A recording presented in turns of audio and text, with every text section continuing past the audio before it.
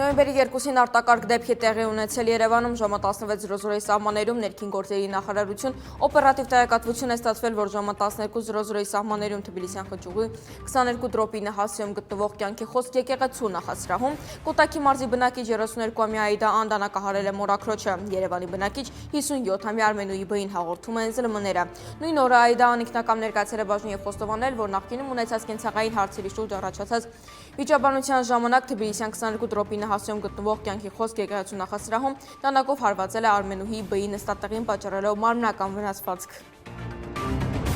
Նոյեմբերի 10-ի գիշերը ժամը 3:00-ի սահմաններում Ասիկ բժշկական կենտրոնի ծննդատուն են տեղափոխել 27-ամյա հղի կնոջ, որի մոտ առաջացել են ծննդաբերական ցավեր։ Մի քանի ժամ հետո բժիշկները ծննդկանի հարազատներին ասել են, որ նորածինը մահացել է։ Այս մասին հայտնում են ԶԼՄ-ները։ Դեպքի առթիվ նախաձեռնվել է քրեական վարույթ բուժաշխատողի կողմից մասնագիտական պարտականությունները չկատարելու կամ ոչ պատշաճ կատարելու հատկանիշներով հայտնել են քննչական կոմիտեից։ Մահացած նորածնի հարազատները կատարվածում մեղադրում են բժիշկներին եւ դեպքի մասին հազանգել են իրավապահներին։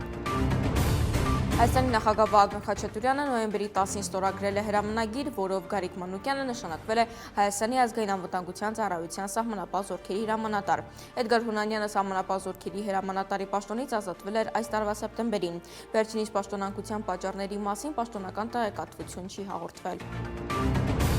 Վաու, աստվածին, ֆանտաստիկ ցնցող։ Աշխարհի տարբեր երկրներում նման կերպ են արձագանքում օգտատերերը մանկական Եվրատեսիլ 2025-ի այս տարվա մեր պատվիրակի Ալբերտի երգի առաջին իսկ վայրկյաններից։ Տեսահոլովակն օրեր առաջ հրապարակվել, բայց արդեն հասցրել է դառնալ ամենադիտվածը, սիրվել աշխարհի տարբեր երկրներում։ Իսկ Ալբերտն էլ մրցույթի ֆավորիտներից է։ Նրանց հիասում է ոչ միայն Ալբերտի հզոր կատարումը, այլև երգի թեման, ուղերձն ու անիմացիոն ֆենտեզի ոճի տեսահոլովակը, որը Անտուան դը Սենտ-Էքզյուպերի փոքրիկ իշխանի մոտիվներով է։